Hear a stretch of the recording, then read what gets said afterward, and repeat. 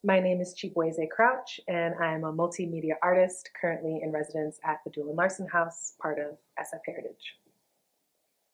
And so can you tell us a bit about your work on Time of Change, which was here last November, and your work with OYSTERKNIFE? So tell us a little bit about OYSTERKNIFE and what it's about, and your role in founding it, and the role that OYSTERKNIFE played in producing and creating Time of Change.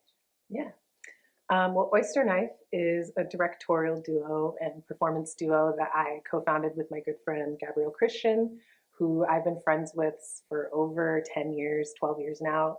We met in college and we were both doing a lot of theater at the time. And, you know, while we both love theater, still love theater, we both kind of felt in different ways that in the theater world and with the roles that we were expected to play or that we were auditioning for, that we didn't always get to tell stories or play characters who, you know, encompass the fullness of our identities as Black queer people, and also as people who work in many different genres. I work in theater. I also do like ritual masquerade. I do dance. I sing. I write, and I also am starting to train in aerial dance. And Gabriel also is a dancer himself. And so we wanted to be able to make art that brought in all the different skills that we had and also told more full, complex, nuanced stories about ourselves, our communities as, people who are, as I said, Black and queer. So we decided to form OYSTERKNIFE in around 2017, 2018 is when we did our first show. And the name itself actually comes from a Zora Neale Hurston quote. It's from an essay she wrote called How It Feels to Be Colored Me.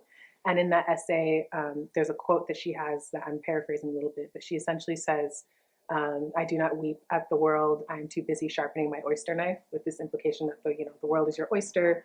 You know, as a Black artist and a Black person, you can contain multitudes, and it doesn't always have to be about tragedy and suffering, or tragedy and suffering told in a specific way.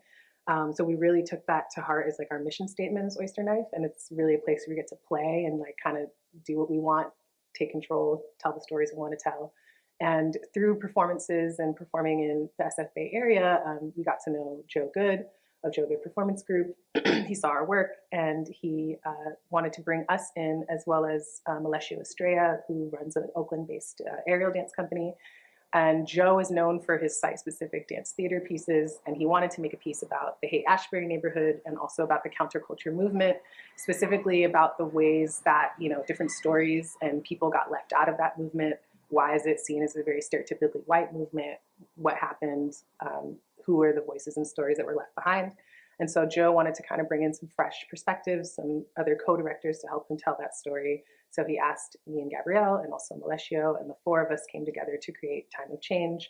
And through that process and through the conversations with different elders we interviewed as source material for the show, we learned that the Haight was a majority Black, mixed, working class neighborhood. And Gabe and I decided to make that the focus of our section of the show, which we called The Folks.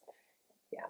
And so tell us a little bit about the kinds of people that you talked to and some of the stories they told you, how receptive they were to talking about their history here in the neighborhood. Yeah, well, I mean, I think all old people love telling stories and talking about their lives, and I love talking to elders and having those intergenerational dialogues, because I just think for our generation, my generation as a millennial, we don't really get to have those spaces very often. And so almost every single person we talked to, with the exception of one, like they all said yes. They were all really eager to be part of the show. And we found them in a lot of different ways. One of them, Rodessa Jones, is someone who I've worked with for many years as part of her theater company, which is the Medea Project, where they teach theater to incarcerated women. And through her and hearing her stories about the Haight and things like that, she connected us with Danny Glover, who's an old friend of hers for many years. And we found out that he grew up in the Haight. And so he became someone that we interviewed, and he had some incredible stories about, you know, being an organizer and an activist for many years before he became an actor, and being part of the student movements that helped bring about Black studies and, you know, Chicano studies and things like that. And that was incredible to hear. One of the first people we interviewed was Blackberry, who unfortunately passed, and he is was an incredible singer, songwriter. He was a part of a lot of early LGBTQ movements in the Bay Area. He also actually helped found the Queer Cultural Center, which is based in Oakland. And he's someone that I met through just going to the Queer Cultural Center in Oakland, or the LGBTQ Center rather in Oakland, where he performs a lot. And he also performed with Gabrielle in a show. And so, yeah, a lot of these elders we met through performing or through working with them directly. And then when we told them what our project was about, that we're talking about the hate, that we're talking about the hippie movement, they would be like, oh, you should talk to this person. Oh, you should talk to that person. So that's how we found the different folks that we worked with. One of the people we interviewed was my accountant, who was a part of the big food justice movement, and he started an urban farm in SF. So yeah, it was kind of through word of mouth in a way, and also just through our own connections as performers and people we'd worked with that we found our subjects. And they all have such incredible, amazing stories that, yeah, I learned a lot about not just the hate, but also about SF in general during the 60s and 70s. Yeah. Thank you. And so such a unique part about Time of Change is that it's site-specific, that it brings these historic spaces in the neighborhood to life, and you were able to really take in the neighborhood as part of your research process. And can you tell us about some of the specific places and the hate, like maybe some sites, or you mentioned the Danny Glover talked about the anarchist bookstore. So tell us about like some specific places that were meaningful to you in your process. Yeah, totally. Yeah, there were some places that, we couldn't incorporate into the show because of just distance from the performance site, but they came up a lot, like Golden Gate Park was a big one. And so even though we didn't get to perform there, we did our own like little dramaturgical research. Like we went there and like, I don't know if you want to include this part, but we took an acid trip actually and like went to Golden Gate Park, site specific research.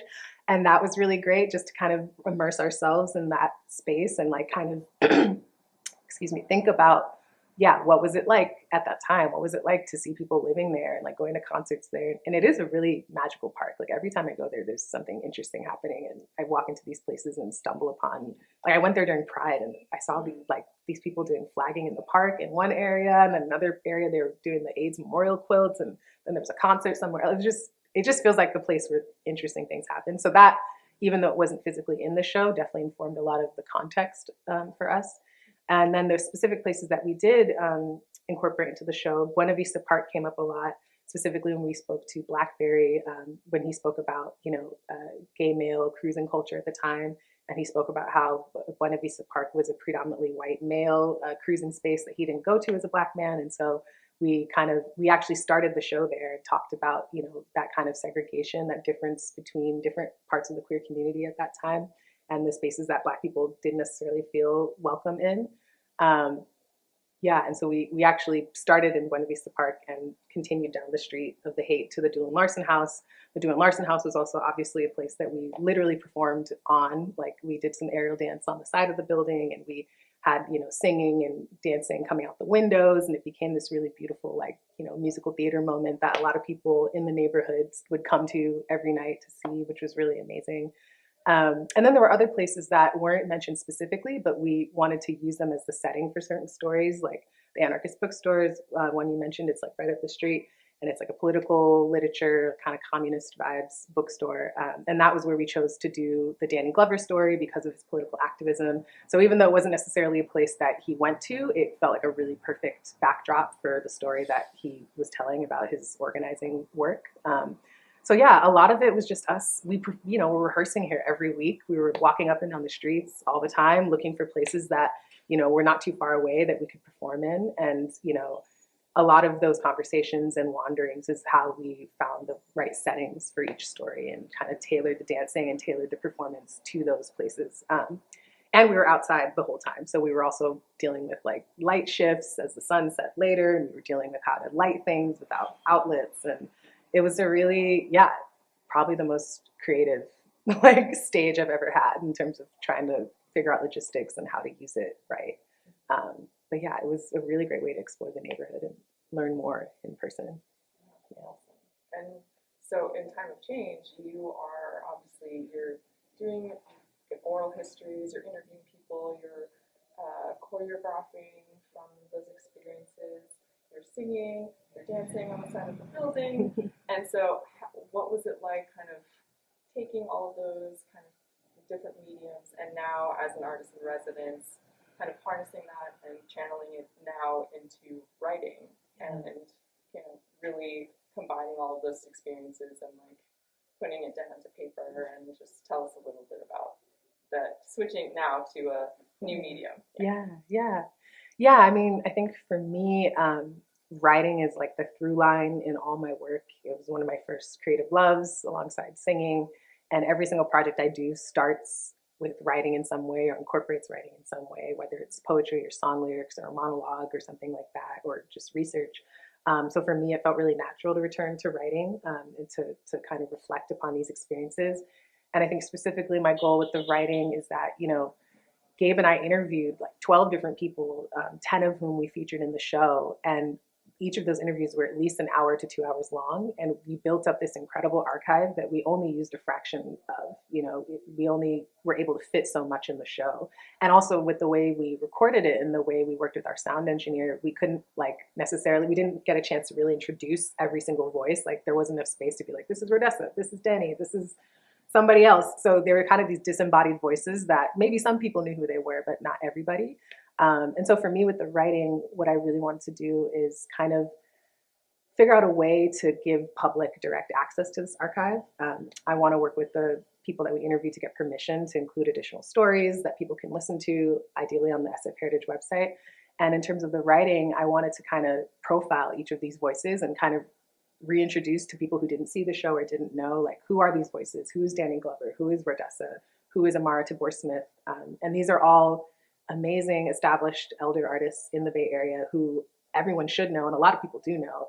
But for those who don't, I wanted to kind of flesh out those voices and kind of tell people, like, this is an important person who, has a lot to say and has an important thing to say. And I also want to kind of provide more historical and cultural context for that time, like what was the effect of the hippies on this neighborhood. In a lot of ways, it was a gentrifying force that we can still see today because it is a very commercial area now. And I wanted to kind of really, the stories that we heard about the Black communities here are part of the historical record that most people don't know. A lot of people just don't know that this was a majority Black neighborhood, a working class mixed neighborhood. It feels really important to put that out there, to have it be publicly available and really help people understand the nuances of that time and of the counterculture movement. And so, I'm working with Carolyn to kind of figure out a way to showcase this writing and hopefully have additional excerpts of recorded interviews with people's permission that we can include, and just let people know, like, you didn't know this, but all these incredible people passed through the Haight or from SF. So that's kind of my goal with the writing.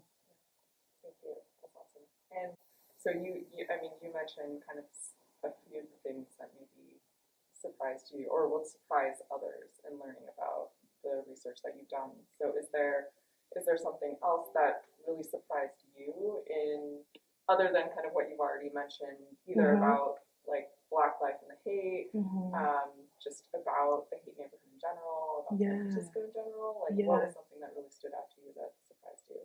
Yeah, I mean, obviously, like I said already, learning it was a Black neighborhood was huge. I had no idea, and it really changed how I saw the influence of the hippies. But in addition to that, I think some things I learned, one is that I didn't know that most of the hippies who came here were like runaway children, like 13, 14, 17, 18. Like they were not all fully grown adults coming here. And I think that's part of what led to the homelessness crisis that happened here. A lot of early public health initiatives around harm reduction for drugs and like offering free meals and things like that. The Haight-Ashbury Clinic, which is a really groundbreaking clinic in terms of treating addiction. A lot of that came in response to people seeing children in the streets, like doing drugs and doing things that, getting venereal diseases because they're having unprotected sex. Like it was in reaction to that, really startling imagery. And I think most of us think of the people coming here, as autonomous, like legal adults, but that just was not true. And I think, that's part of why that urgency and maybe some of that vibrancy even was there, because these were young, really young kids who had these dreams of what the Haight was. And, maybe that dream was kind of harshed a little bit once it got here. And the second thing is, a lot of the conversations on drugs. I mean, I knew people were doing acid and things like that, but like a darker side of it that I didn't know was that there was a lot of really intense addiction, like to heroin, to harder drugs that ultimately became a real issue here, especially when the crack epidemic kind of wiped out the remainder of the Black community that was here. And some of that came with the hippies or happened alongside the hippie movement. So those are things I did not know, that it was, children here, and also that it led to a lot of really intense drug issues and mental health issues for people that, you know, did lead to some groundbreaking medical techniques, like I said, or public health techniques. But yeah, people don't talk about that when they talk about the hippie movement. It's all free love. It's all like peace and joy and like political solidarity. But there was a rough side to it as well, that definitely impacted this neighborhood, and which you can still see in some ways. Yeah. I can't wait to like dig more into Yeah. everything that you collected. It sounds incredible, just the stories that you were able to compile. So it's great that you've had this opportunity to do this project and just to live here. This is such a unique experience to live in this building, in this historic space, on this iconic corner. It's world famous, you know, and as you said, people know, you know, they have their ideas of what they think they know about the Haight. Yeah. But you living here doing this research, you've obviously discovered like, you know, so much more. And just tell us what it's like to live in this historic building and to have this opportunity. What has it been like? Yeah, I mean, it's so bizarre in some ways. It's like living in a museum because there's such old artwork and old furniture, and clearly Norm loved his antiques, which is amazing and also makes me afraid sometimes to like touch certain things. But that's just in the downstairs area. In the upstairs area, which is where I mostly am, it's the living quarters. Yeah, it's been amazing. I mean, I have 3 roommates, love them dearly, but it's also really nice to have that time by myself. I think, like I said before, like just being able to walk around the neighborhood, being able to go to Golden Gate Park, being able to like get a sandwich like at the grocery store, which has actually been around since the 70s. You know, it really feels very immersive. It feels very much, you know, like I can imagine myself like walking down these streets at that time, and just it really just helps bring you into the mindset by being here, the historic mindset, the cultural mindset. And it's a very active, busy neighborhood. There's always stuff happening. There's tons of tourists. At night, it can be kind of loud, but it's definitely, there's still, in some ways, I feel like remnants of that energy of that time. And it's really interesting to see those remnants, whether it's in old buildings or like old plaques that are on the walls commemorating people who were around at that time, or even just still seeing people like, you know, living on the streets back like they did back then. Like it, you know, obviously it's connected to newer issues around houselessness and things like that, but it started in the 60s and the 70s. And so it's really interesting to see those continuous threads and also see how things have changed so much, and that this is very clearly not the majority Black working class neighborhood that it was. But, you know, the bones are still there. The graveyard of that time is there, and I can feel that. So I think living here, it's been really productive and helpful for the research to kind of feel that energy and to also feel Norm's presence. Like, you know, you'd think that being in this old house by myself, like in this big space, that I'd be scared, but I actually feel really safe. And I think a lot of that is a testament maybe to Norm's energy and what he left behind. And it's a good energy here. Yeah. So I think you're lucky that you're one of the few, like one of the first artists to be an artist in residence here in this really special program. And what would you say to future artists that will take up residence here? Kind of, what would you say that, you know, is there something that they need to do when they're here that you recommend that, you know, to really make this experience special? And just like what is maybe a piece of advice that you give to future? Yeah, that's a good question. Yeah, I would say definitely take a walk through the neighborhood. You know, go to Golden Gate Park like on a random Saturday. Just walk around, see what happens. Don't have any expectations. Maybe smoke a joint there or something. You know, just to get into the energy of the space. Definitely visit Buena Vista Park. Definitely go to the Panhandle. All the parks, because they all had different significance in the time, but just in general, they're also beautiful spaces. Get to know the people who live around here. You know, like during the show, I got to know some of the unhoused folks who live next door, and that was really nice to just meet people in community who I think are often really ignored. I also got to know some of the people at Gus's Grocery a little bit, just like, you know, from going there often. I think talking to the storefront owners, talking to the people that you see regularly around here is a great way to just get to know the current community. Definitely get some food at Zazi's, which is up the street on Cole. It's an incredible French restaurant. I really like that spot. Yeah, and I think just be open to the experiences that you have here. Like be open to the sounds. Like you hear a lot coming into the street. It's like its own musical backdrop, and I think be open to those things. Don't try to shut it out, I guess, unless it's keeping you up at night. I mean, obviously, take care of yourself, but I think I don't know, being receptive to those energies and those sounds and just the sights and feelings of this neighborhood is what makes it so special. And I would totally recommend taking a bath in the clawfoot tub upstairs. It's definitely, I've never had a tub like that in my life, and it's like a quality, luxurious experience that I totally recommend. Yeah, I think just enjoy this really special opportunity. Like, when are you ever going to live in a 19th century, house from before the San Francisco earthquake? That's just never going to happen. So I think spending as much time here as you can is what I totally recommend. And final question. Yeah. What do you have coming up? Are there things that people should look out for from you? Yeah. What's on the horizon from you, aside from obviously continuing this amazing project with San Francisco Heritage? What else do you have in the pipeline that you want people to know about? Yeah, that's a great question. Well, me and Gabrielle, as part of OYSTERKNIFE, we're co-choreographing a show that's happening at Magic Theater in September, I believe. It's called Shipping and Handling. It's by this amazing San Francisco native playwright named Star Finch, and it's also with Crowded Fire Theater, which is a great local theater in San Francisco as well. So we're working with them to co-choreograph that show. They're kind of wanting it to be not just your standard theater piece, but more of an immersive dance theater piece. And it's about Black AI robots, which is really exciting, and divine femininity. And yeah, it's great. Starfinch is brilliant, and I'm super excited to be working with them to create the dance work for that show. And then after that, I'm going to be going on tour with Bandaloop again. Bandaloop is the aerial dance company who also helped co-direct the show Time of Change.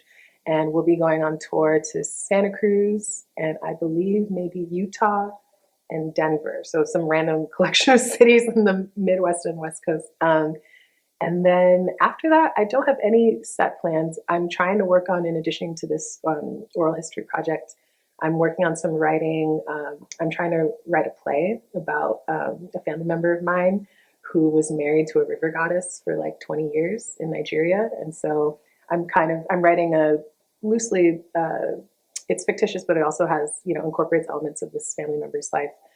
This play about him and about his relationship with this goddess, and kind of what does that mean to kind of balance these two worlds, this indigenous reality and also like the reality of colonialism and how that affected him and his relationship with this goddess. So that's just a writing piece that I'm working on very slowly and just doing a lot of family research. So yeah, trips to Nigeria and part of that. Look out for the show Shipping and Handling, and then if we have any tour dates in Oakland for Bandaloop, I'll definitely let you know. And yeah, keep an eye out for that play. I'm just naming it because I'm like, if I don't name it, I'll never do it. So I need to say it so people are like, how's it going? And then I have to get it done. Yeah. Incredible. Thank you so much. Thank you. Yeah.